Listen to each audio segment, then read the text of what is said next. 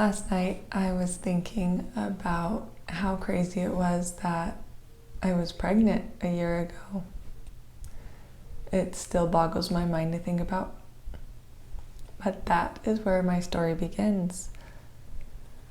About a year ago, I found out I was pregnant.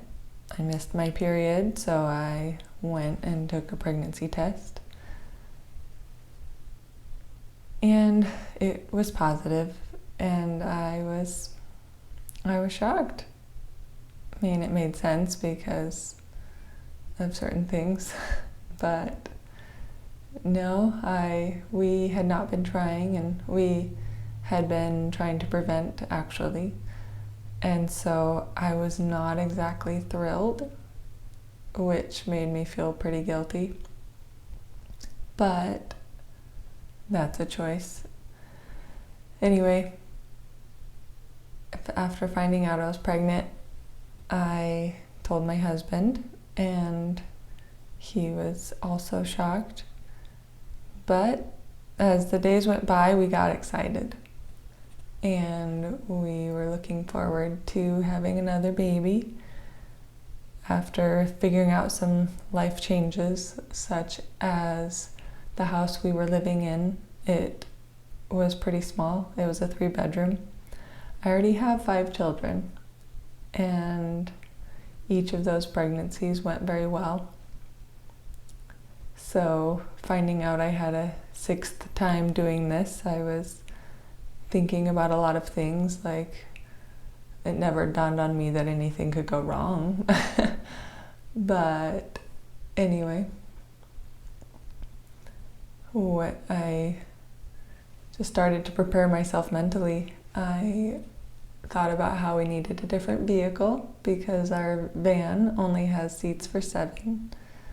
I thought about how I wouldn't get to do some fun things the next year, which is this year, and how I really wanted to go rafting with my brother, but that didn't turn out anyway. But there were so many things, so many emotions going on through my head. But the next couple months were going by, and I was telling specific people and not everybody, because I didn't really want everybody to know that I was pregnant again. I was slightly ashamed, which is terrible. There's a lot going on in the world, and some people think it's bad to have children, and some people don't. Anyway, I didn't want all the judgment from people, so I chose to only tell a certain group of people. Anyway, I was talking to a lady at church, and my daughters were near me, and I had told them, and they spilled the beans. So the lady next to me knew. So then we were just chatting, and she said, "You should come down to the women's clinic and get an ultrasound done and say hi to baby." So after another month or so, I decided that might be a fun idea. I felt like I could possibly start to feel some movements. I was about 15 or 16 weeks along when I went to that women's center, and they were very nice and very kind, and I got in there and went back to the back, and they were all excited for me. And when I was taking the ultrasound or getting the ultrasound done, the technician, she was so sweet and so caring. And we sat there, and she was measuring and talking about her job and everything. Well, about half an hour into it, we noticed that the fetus, the baby, was not really moving. And so the technician, she was very patient, and she kept holding still, and we just assumed the baby was sleeping. Well, I assumed the baby was sleeping. But after 45 minutes or so, I was thinking, I haven't seen a single movement on that ultrasound. Maybe something's not okay. I don't know. But really, I decided to just believe the baby was sleeping and nothing was wrong. But after the ultrasound, the lady, she said, I can't find a heartbeat. I think you need to go to the hospital and get an actual ultrasound. Not that this one wasn't an ultrasound, but she was not allowed to give any diagnosis. So she told me I should do that, and so I left there feeling a little bit not the best, but still completely in denial, thinking everything's okay. So then I went to the grocery store. I bought some popsicles because in my first pregnancy I noticed how much the baby jumps around when you have a popsicle.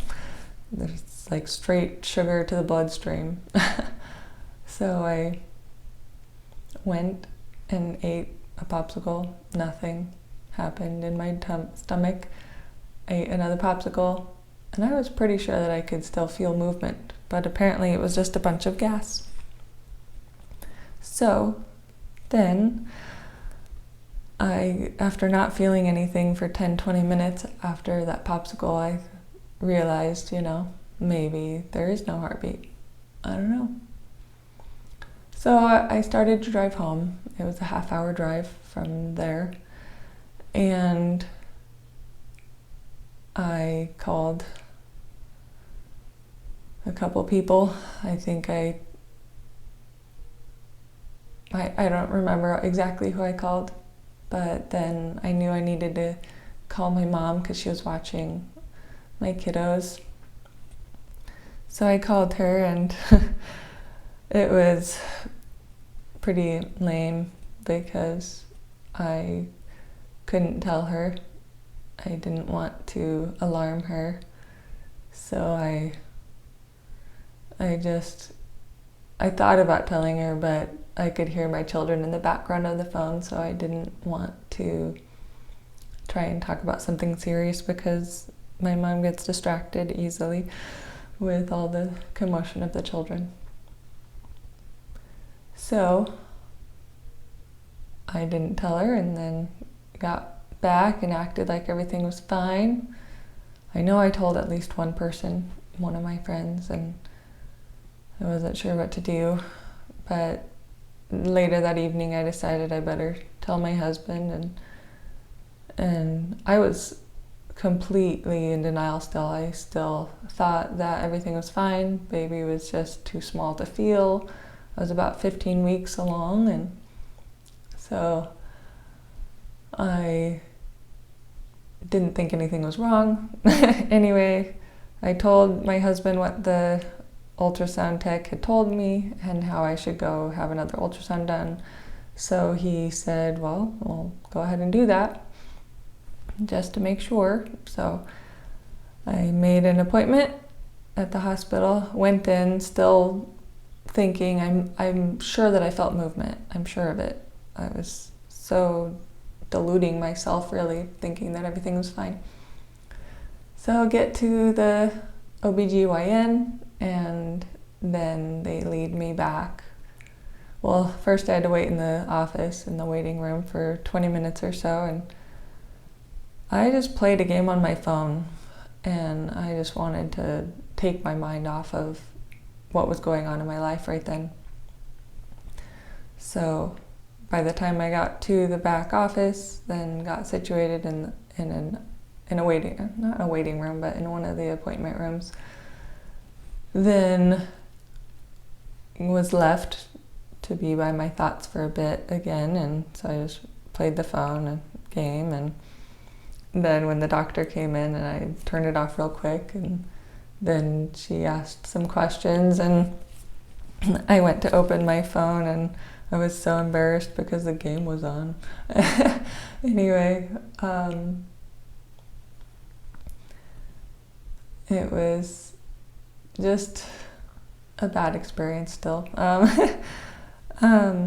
No, the doctor, she took out her little Doppler and she did that because an ultrasound costs like $800 or something when you don't have insurance, and I was planning on just self-paying, and I didn't want to get the ultrasound if everything was fine, so I chose to do the Doppler.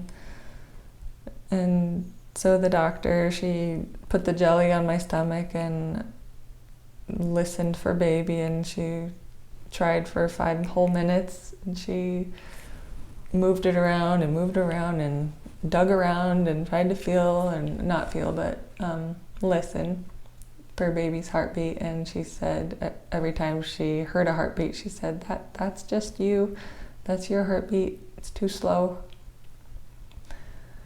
Because a baby's heartbeat goes and a normal heartbeat do do do do. So, not hearing any heartbeat that could have been baby's, we decided to go ahead and do the ultrasound. I get led back into the ultrasound room, and then that technician, she gets out the professional thing and starts doing the ultrasound, and she immediately was like, yeah, I'm sorry, there's no heartbeat. And at that point, then I was like, are you sure? Are you positive? And well, she told me some things, and she said, yeah, there would be blood movement in the baby's body at this point, because on that TV screen in there, they had like the red and green colors of my blood movement, and it's pretty amazing technology, really. But yeah, no, they have ways to tell if a baby is no longer alive. So she told me the baby is measuring at 15 weeks or 13 weeks, whatever, a week slower than it should be measuring. She also said that there was some swelling going on in the head and the tissue of the skull and the whatnot, so that was sad to hear, but another confirmation that indeed the child was no longer moving. But I mean, obviously the umbilical cord wasn't doing anything. So she turned off the machine and she said how she was sorry and whatnot, and then I'm getting emotional. I haven't talked about it for a while, but here we go. I sat there in another chair in that room, and the doctor came back in, and she was so sweet, so kind. She sat there and held my hand, and I just talked with her, and I asked questions like, what do we do now? Because I was past 10 weeks, they did not recommend me doing it at home and waiting it out. So they told me to schedule an appointment to be induced, take some pills and all of that. So I decided to think about exactly what I wanted to do.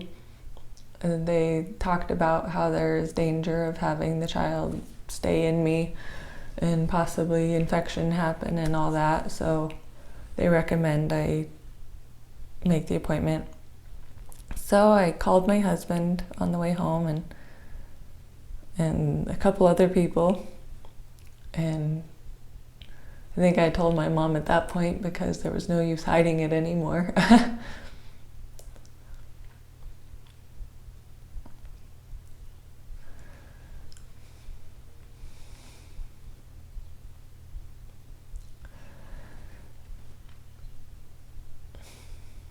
Sorry.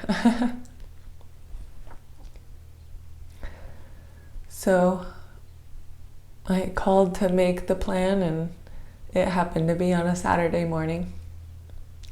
They told me to get there about 6 in the morning. So I get there, and my husband took me. I don't remember what my kids were doing. I assume I had my mom come over and hang out with them for the day. So at the hospital leading up to the area, the first lady I spoke to, again, she was so kind. Her name was Melissa, and she did the intake questions and whatnot. But before she did, she said, "I just want to tell you how sorry I am that you're going through this." And I don't remember what else she said, but it was very nice of her to be so kind and considerate. So then I get led back to the room, and I was so thankful to the Lord that I didn't have to see or hear any other newborns or pregnant women. It was a very quiet Saturday. But so the first thing they did was they hooked me up to an IV and took my blood pressure and all that. And then about 7 o'clock, I took my first pill, so to speak, and it tasted like chalk. But I had no idea what the day was going to hold. So sat there in the bed, got dressed in the stupid gown, and just sat there. And my husband was on the other sofa, just sitting there, and then we just sat there for a long time, pretty much. And I got out my phone, and I don't know what I did on that. And then eventually I turned on the TV, and I don't remember what I watched, but it was some series, and they had back-to-back shows. I don't know if it was like Jurassic Park or something silly. I don't know. I was trying to remember last night or this morning, but couldn't do it. So then I just sat there all day, basically. About noon came, 1 or 2 o'clock, and they gave me another set of pills, and people would come in and check on me every now and then and see if any progress was happening or if I felt anything, and I didn't feel anything. Then this is where it gets interesting. At 7 o'clock in the evening, just before it, I finally felt something like a contraction. After giving birth 5 times, I knew what that felt like. Except this was super faint, if that's a thing, with a contraction.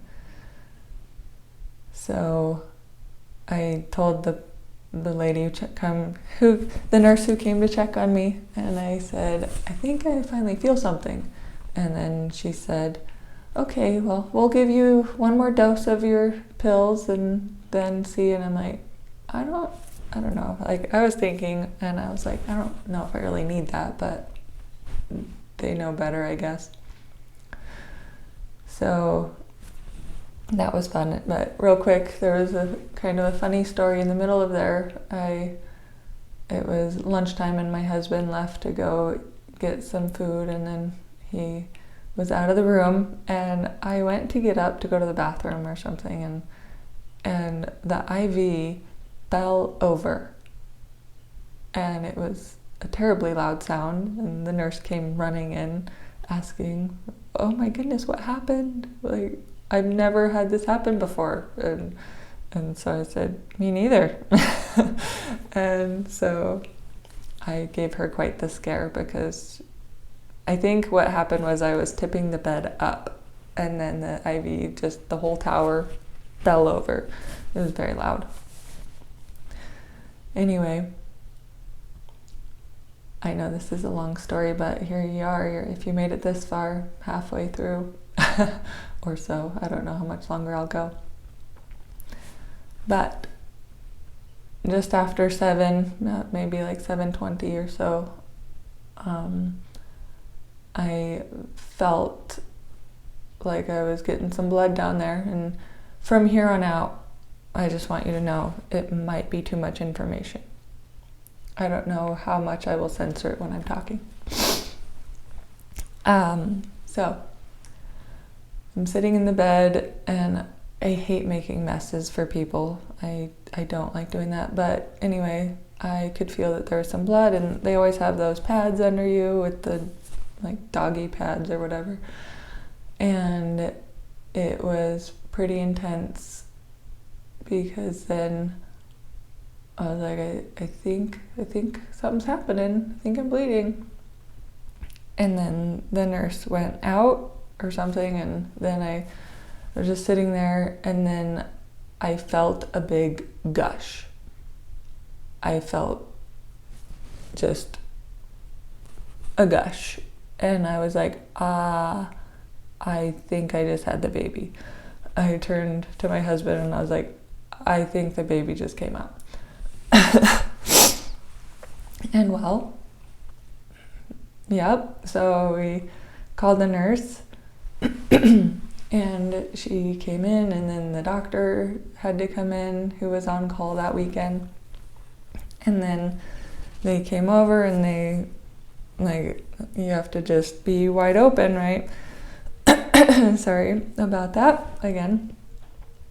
So the doctor came, and then she reached down, and I did not want to look at that point. I was very traumatized in a sense, in a less traumatic sense. Some people have more trauma in their lives, but that was pretty traumatic for me. So the baby came out, doctor came, she picked up the baby, she was looking at the baby, and then she said this: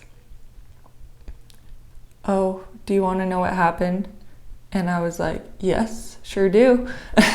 If there's a reason for why this baby died inside of me, I would love to know that reason, because some people don't get the reason why their baby dies inside of them.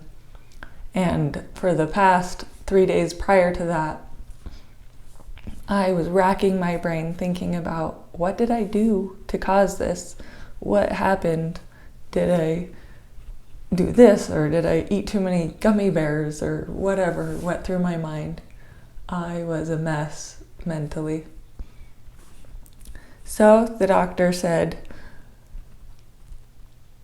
the umbilical cord is wrapped around the baby's ankle. And it was wrapped around so tight in a little knot. And so apparently the umbilical cord lost circulation, and the baby died. So then she looked at the baby, and I sat up to look at the umbilical cord because I wanted to see what happened. And sure enough, there's this little yarn-sized umbilical cord wrapped around and tightly tied. And then she said, she looked at the genitalia, and it was a little boy. And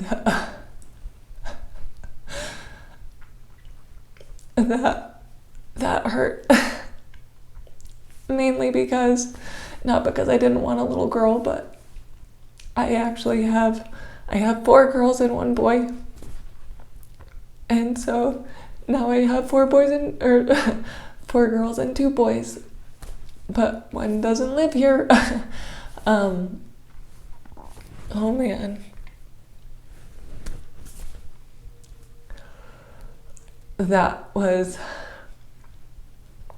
It was hard. It was a hard pill to swallow, so to speak. We had been hoping for another boy. I know at first we weren't excited or ready for another baby, but once we got excited, we were hoping that it was a boy.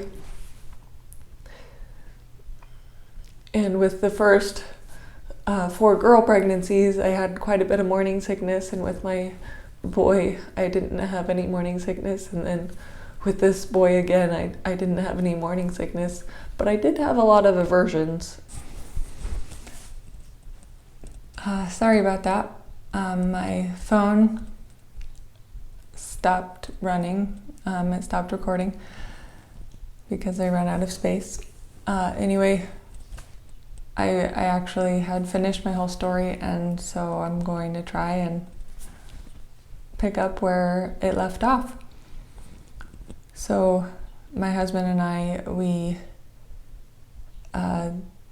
sat there in the hospital room, and the doctor left, and he came over and just held me, and we cried because I had been really thinking that I blamed myself for causing the miscarriage in some way, and I told him how thankful I was that God gave me a reason for why my baby had died, because not everybody gets a reason.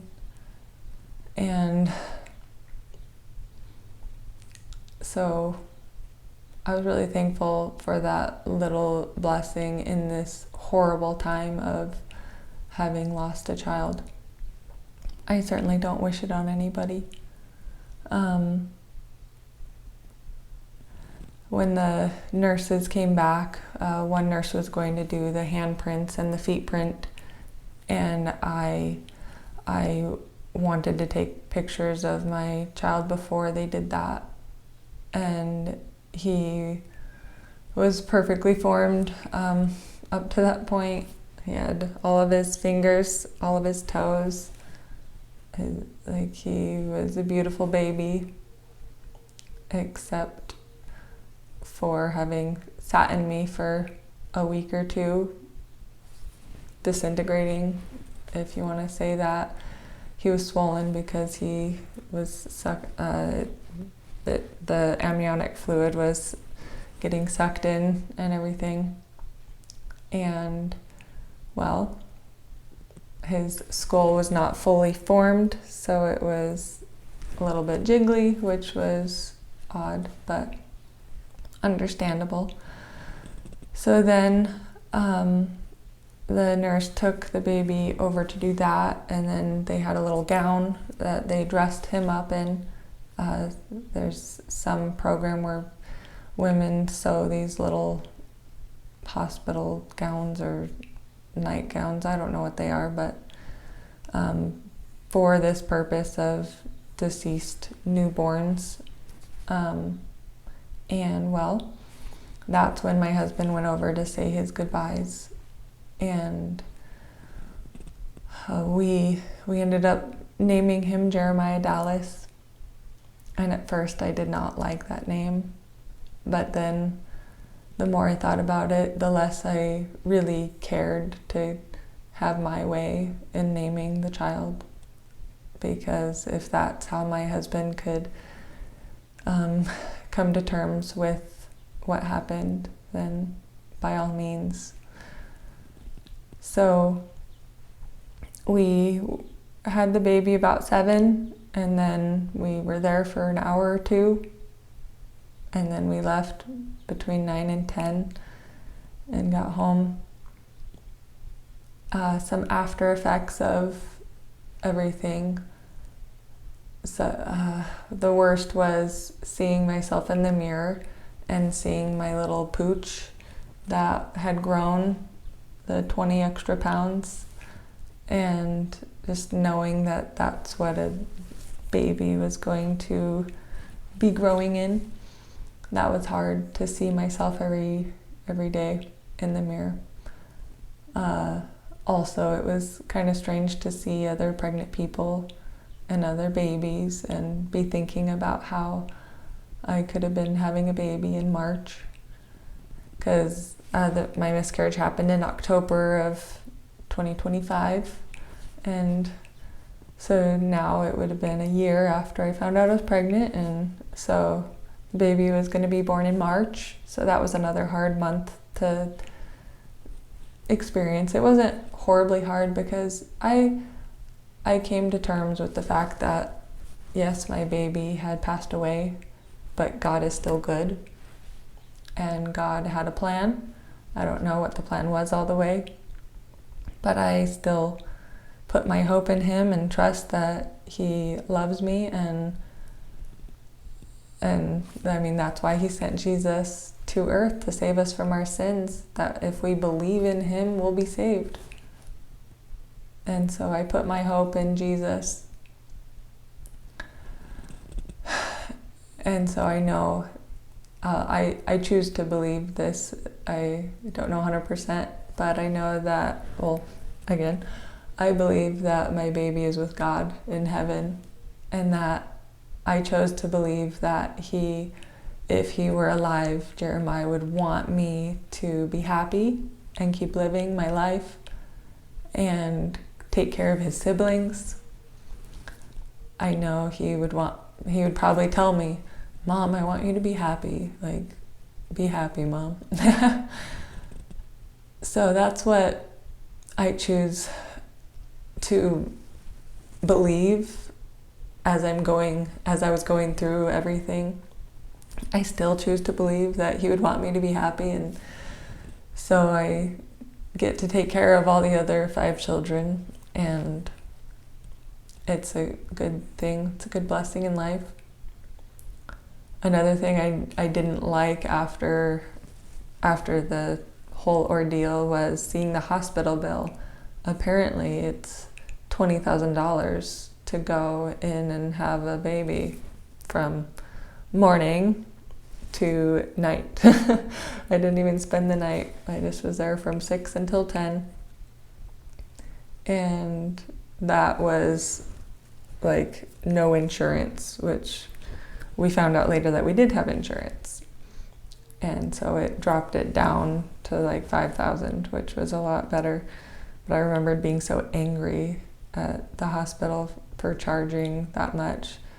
And it's weird too, because I was self-pay, they knocked it down to $8,000, so it was $12,000, but still, I was still just angry. And I was thinking, like, we could go on a family vacation for $12,000. I don't want to pay money for that, but that's beside the point.